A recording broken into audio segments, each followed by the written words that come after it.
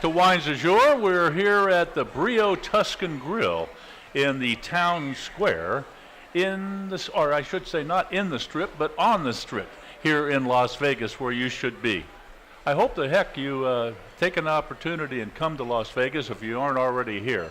And if you're here, thank goodness. Isn't it a great place to live? I don't think there's a better place in the whole world than right here. You can get in and out of town quicker and easier than anywhere I know of, at a better price than probably most other places for sure.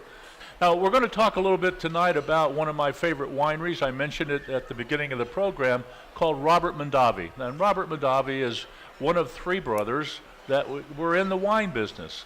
In fact, about 1965, and maybe for a couple years before that, there is an existing winery then and still is called Charles Krug Winery, which sits literally, if you've been to Napa, it sits straight across the street from what used to be the Christian Brothers Winery. And you probably know back in the late 70s, Christian Brothers Winery sold out, got out of the business. And the people that bought it is in the food business. The Culinary Institute of New York bought it. And so we have a Western version of the Christian Brothers Winery's version of the Culinary Institute. The food there is great. But the point is, across the street at Charles Krug, three brothers, you know, I guess like so many brothers, they don't always get along real well. And so one of the brothers, Robert, was really into a big heated fight for several months over what they wanted to do with particular wines. And they couldn't get it settled. So Robert says, okay, I'm going to leave it up to you. I'm going to go on my own. He sold all of his stock that he had in Charles Krug, put the money in his pocket, went about 2 miles down the road, found a piece of land. I don't know what the amount of land was. I'm going to guess around 40 acres. That might be close.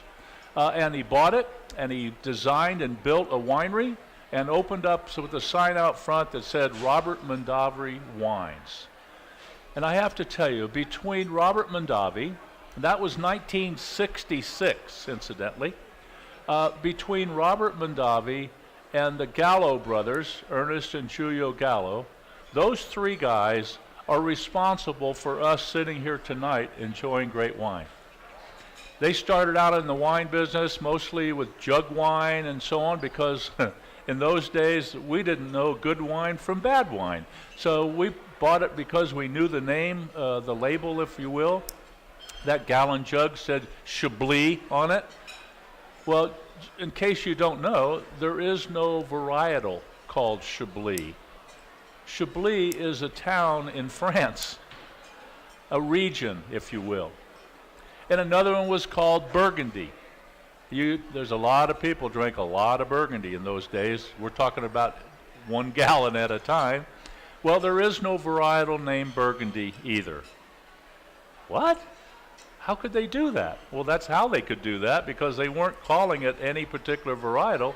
They just gave it a name that was wine-oriented.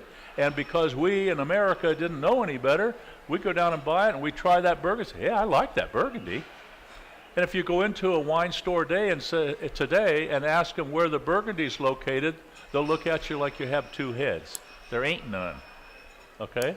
Now, there is an area, and there's Burgundy wines, but it's not Burgundy, if you follow me. It's from that region.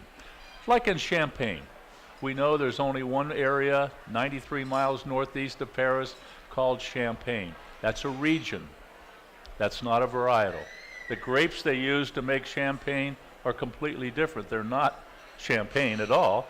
In fact, the law in that area requires them to use any combination of three varietals. That would be Chardonnay, Pinot Noir, and Pinot Meunier.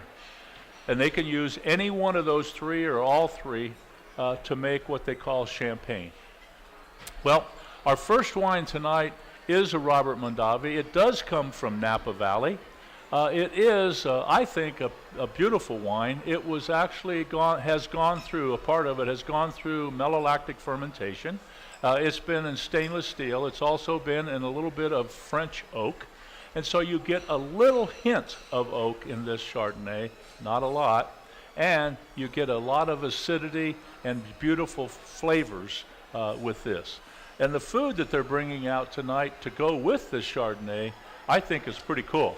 Now, this is nothing brand new. If you go to an Italian restaurant very often, you probably know the word caprese, or caprice, some people call it, but it's pronounced caprese. And caprese is always the same thing because it means tomatoes, basil, mozzarella cheese, maybe or maybe not a little bit of olive oil, maybe or maybe not a little balsamic vinegar. It depends on what restaurant you go to. But caprese is just 3 items.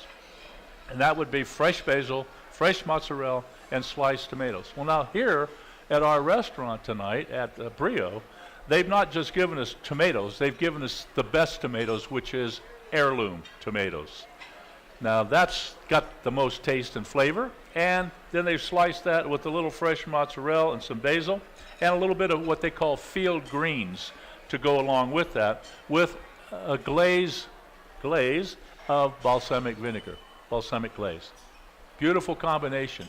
So if you will, try to taste 2 or 3 of those items with one bite, and taste that, and then take a sip of that Chardonnay and see what happens in your mouth.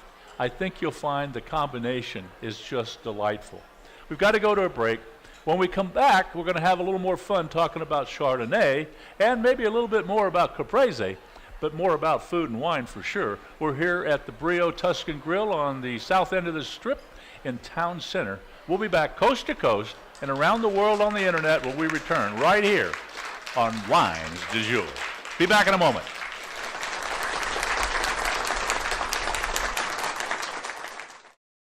Upgrade to DirecTV today and get the best offer ever. Get over 150 of your favorite channels. And this season of NFL Sunday Ticket is included at no extra charge. You'll get 3 free months of HBO, Star, Showtime, and Cinemax. 4 free equipment upgrades to an HD DVR and up to 3 HD receivers. And HD is included.